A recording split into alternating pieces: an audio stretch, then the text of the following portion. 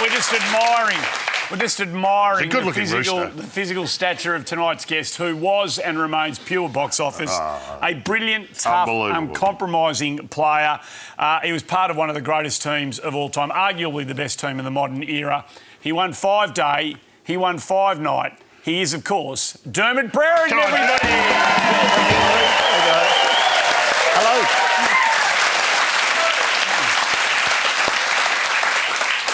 Mick. Look at him, Sam. Just have a look at him. I'm too scared to. It's like, we were just sincerely commenting on how you are ageing very well, sir. I'm not doing much. Yeah. Well, that's probably why I'm not aging. Well, I reckon I'm not feeling great from this side. That's for sure. Well, your body's a bit banged up. You're bashed up. But back in the days, centre-half forward was a tough position. There weren't a lot of people protecting you or looking out for you. Well, I have a laugh, Mick, at all these midfielders who say, got tagged. Well, we used to get tagged by centre-half backs and then you had the opposition ruckman would drop back across the centre-half forward as well. So I was just chatting out the back, and at the end of my career, I used to go to Pete Wilson, the surgeon, a great mate. We've ended up great mates. And over 6 years, he cut 7 calcifications the size of garden peas out of the back of my scalp because centre-half backs saw the ball come in and go, head.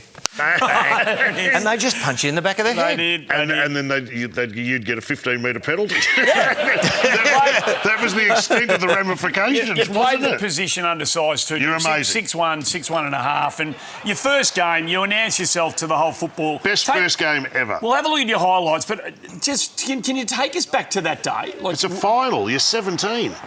Yeah, I drove my old man's Volvo 144 into the game. Lucky to get there. Well, this is 1984 you've moved on to now. I was still working at AFL House then. Well, I've got a question about your debut. So you debut in a final and you kick 5 in the final. Yeah. Why didn't you play? Why didn't you play earlier? It's a fair call. I actually had an ankle injury that year. Okay. And so it got to finals time, or at the end of the year, and I got moved to centre-half forward in the reserves and sort of went 6, 7, 6 goals. I kicked about 25 goals in 4 weeks, and then they said, we might give him a chance here. You said you were working at AFL House? Yeah, I used to work at AFL House, yeah. Was that because it was that close to the tribunal?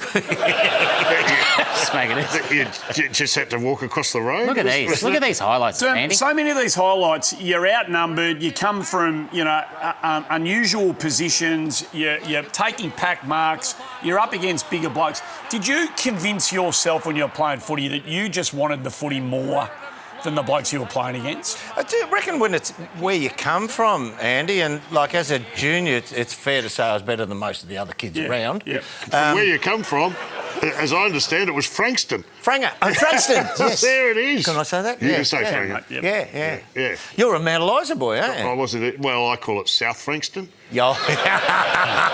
That toughens you up a bit, doesn't it? That toughens me up a little bit, it does. Well, didn't you go to Peninsula Guamma?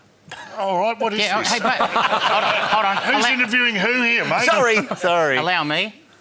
Guys, we're on air. But was it as simple as that, something? You just wanted it a bit more than the blokes you were playing against? Once you believe you can play and you've got the opportunity, and, when teaching kids, I say, there is no one effort that you go for that shouldn't be a full throttle 100% effort. And I felt like if ever I thought, I'm a shot, give it 100%. Misadventures this day against Essendon. Now, taunting's been in the news this week, Derm. Take us back to this day and talk us through it. Yeah, well, Billy was taunting me, and Jason was going for his 100th goal. He's taken a shot at goal. I still say he missed it. See, Anthony, don't touch me on the head. I hate being touched on the head. And this umpire decided to stand up to him, and I thought the only reason... That's dissent, by the way. What? Dissent? I wanted to knock him out. The first thing I thought of, that's the angriest I think I've ever been in my entire life. You do the only thing that you really can do. Your options are limited here. You decide to option. Run through the huddle. Run through the Essendon huddle, Derm. Well, they were there, Mick. What is that? Well, if you saw that bit... See, Whitty? Chris Whitman, Yeah, Brother he's a Whit's great best mate. mate. Yep. He was jogging along next to me, and they were just in a direct line with Hawthorn. Oh, of course. And So, Again, your options are limited. well, I was on railway tracks, and Whitty started to veer off, and I thought, no, bugger that, I'm going straight. And I got through to the other side after being punched on the head a few times again. A couple of them chased me out. Whitty joined up again, and we ran into the... Did you ever Hawthorn huddle. contemplate the idea you mightn't have got out of that huddle? Did it ever occur to you that as you were running into it, because that's like running into a prison yard, right? Did it ever occur to you that you might not have come out the other side? I wasn't thinking that far ahead, Nick. Look at that. That's like the human version of running with the bulls. You just go straight through. did Wasn't really. Joycey say anything You're to you when you got extraordinary. Well, I don't know if the vision keeps going, but Joycey saw it unfold, and I like Joycey, ripping bloke, so honest, and he poked me in the chest, and on top of giving away Piggy's 100th and being tapped on the head and going through there and punched on the head and all that, he poked me in the chest and he said, "Give me one reason why I shouldn't put you on the bench. You betrayed your teammates." And I'm thinking, I'm done here if I can't think of anything. And I just rocked back, scoreboard, when it's too close and I'm your best effing player.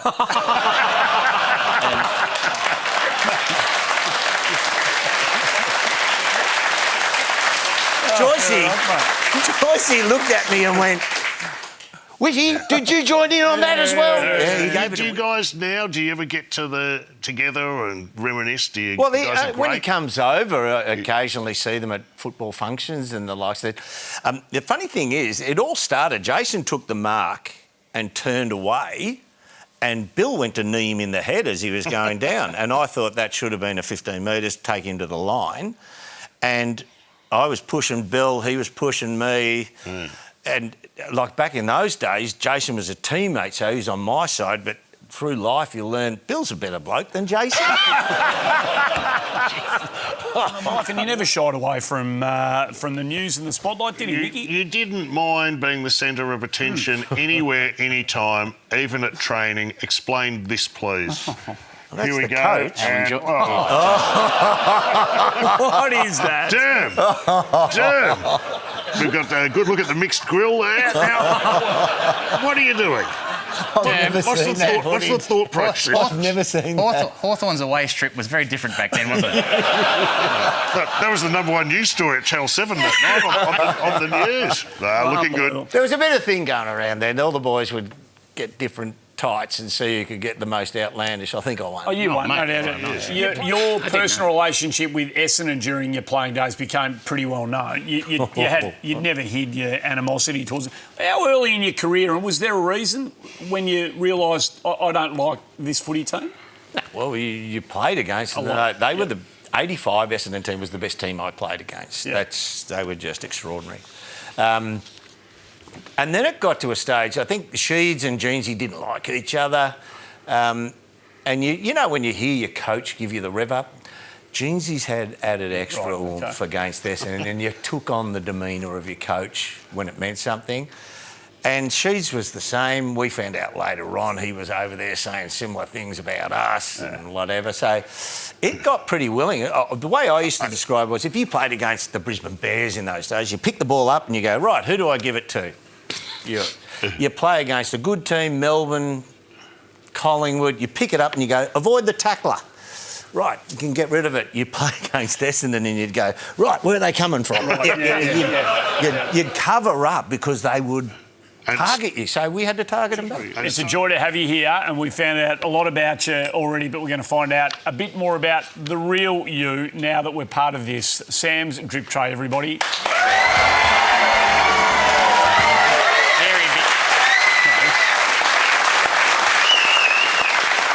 Dude, one of these claps. An Essendon clap. No, just enjoy yourself because it's very. We've had a great last. We have. I think the wonderful Drip last ruin it. week. Been in good form. If you've never ruin seen it, Drip Pang. Trade, it's just a bit of a. I can't ruin it. I'm asking the questions. You can ruin it. Can I just quickly step in?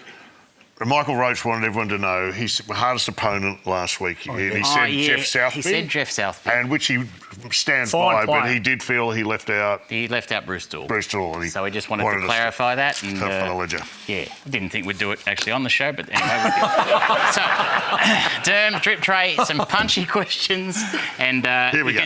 You can pass if you want if you're not interested in the question. But here we go. Okay. Toughest opponent. Tough or best? Oh, jeez. That's a good question. Oh, it's a different. Both. Best. What do you mean? Best Ross Glendenning, toughest. Peter Foster did half a dozen of those. Yeah. No. What about Woosha? Woosha was tough. Toughest He was tough. opponent. Toughest opponent is just who was the toughest opponent To beat. opponent to Mate, he's yeah. answered the question. Yeah, I gave you both sides. He's already answered it. He answered 2 questions. You're asking the questions. You're not meant to go into confusion. Who was your second toughest? No. Most goals you ever kicked at any level? I'll tell you, Richmond, wasn't it? I kicked 11 in the AFL, but there was one day in juniors I kicked 10 in a quarter. What? Yeah. How many for the game, do? I don't know. I played in the ruck that day, so... 10 in the ruck. How did you kick against Richmond with 6 broken ribs? 11. 11. Yeah. But everyone kicked them against Richmond. That's a chicken manure game. That's a chicken manure. Who was your idol growing up, Derm? Phil Carman. Oh, yes. So we got the idea for the boots. He was flamboyant. No, that's a great story.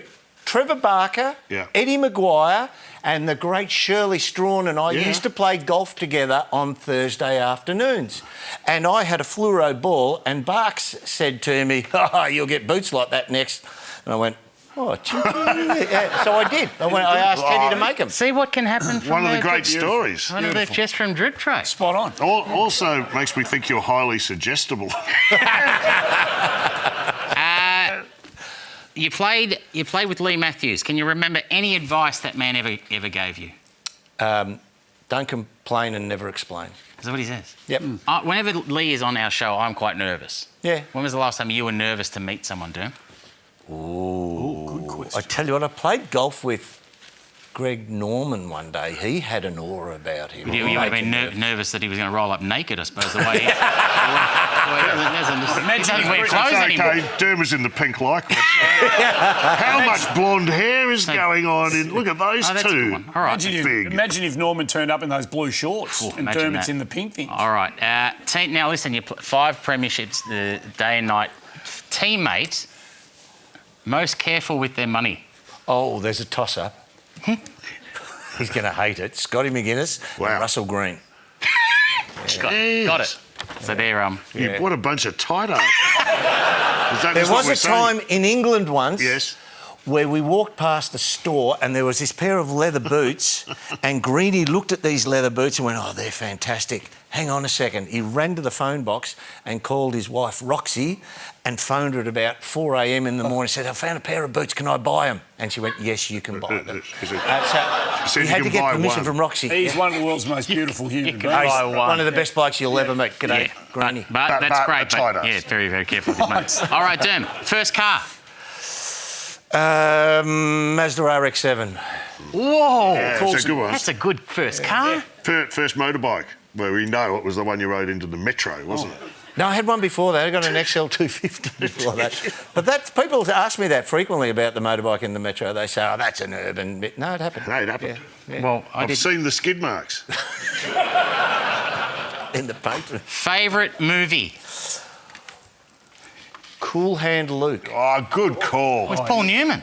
Very good Yeah. movie. The car washing scenes, elite. Oh, you would go straight to that, wouldn't you? Hey, you're going to get ripped at home tonight for that. I was 14 when I first saw it. Parking meter scene's pretty good too. Not bad. Dermott, favourite... I'm coming over for dinner. What are you cooking me? Beef Wellington. Why? What's that mean? Why is that such a thing? I'll have no mushrooms, thanks. Oh, I forgot about her. Yeah, I know you did. They laughed you. Paulie, what's happening? 1 minute. 1 minute we've been going 1 minute. I don't even know what that Last means. question. Last question. Last question, mate. Come on, I want... A Well... few more, it's good. Like 2. You can have 2. Oh, well, I was going to ask Derm if you ever Could had have a... been 3 if you just hadn't spoken. If you'd ever had a mustache. See what I mean? No, don't waste See it. what I mean? Hold on. Over the All right. pistol whip. Hey, Derm, out of all the blokes you cleaned up, Who had it coming? biggest regret that you missed? Who didn't? Oh, you get? one I missed. Yeah. Who would you have liked to have... Yeah. I can't... There's no time to repeat the question twice.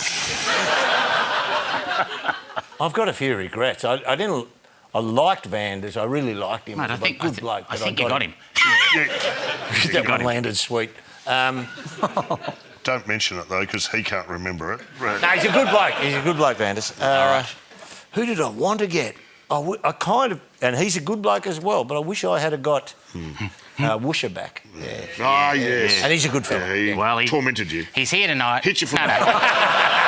All right, hey, you've been going around the country in a caravan with your part, and so these are wonderful shots. Just doing them in the wild and enjoying yours. You're yourself. looking good, mate. So you are, and you're I've got around. a dad bod. I've got a bit on the guts. No, you're a good. That's stupid shot. You got some of that tip top on the table that you stole back in. Derm, quick answer. Favourite holiday spot? Where you've been all around the country? What's your favourite? Scott's Head. Oh, beautiful Scott's spot. Head. Where's that? Yep. It's not quite Nambucca Head. It's about 40 k's, 25 k's south of it. Well, can I just say one thing? When it comes to caravan, I think you've got it wrong. You've made a big miss. When it comes to caravans and holiday destinations involving caravans, I always listen to your old mate Dipper.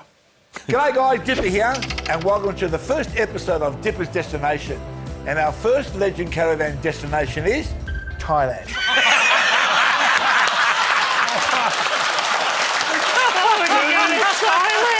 Who's ever taken Mate. a caravan to Thailand? Ever? Beautiful, isn't he? Oh, yeah. He's Of course, that's what you think when you stick a caravan on the I back. always think, when I think caravans, I think of Thailand. Thailand. Straight up Thailand. We done? Out back? We done no. or just a couple more to finish? No, you're done. The quick. You're done. Oh, mate. All right. Are you going to do your little tea towel thing? The Holy Trinity. Yeah, go on. Holy The Trinity. tea towel. Holy Trinity at the end. Just quickly, the big three to finish. Favourite animal? Black-shouldered kite. I don't. Or peregrine falcon. There you go. Oh, that's my favourite falcon too. It's an animal. Yeah, absolutely. Our favourite colour? Black. Don't I don't know. think it's a colour. Who has but a favourite colour? Well, all right. Probably should have got out after the caravan thing. Dermott Brereton, favourite vegetable to finish trip tray. What do you got? What's a vegetable you like? It's a turnip. It's not a turnip. It's never a turnip. It'd be a potato, being an Irishman. It should be, but I'm sick to death of them. Peas. Wow. Very popular. Peas. Anyway, that was Drip Tray. Wow. Big. Dermott, you're a body superstar. We love everything you've done for the game, and it's been a joy to have you on the show. Thanks for coming on tonight. We're here for home. Don't go anywhere.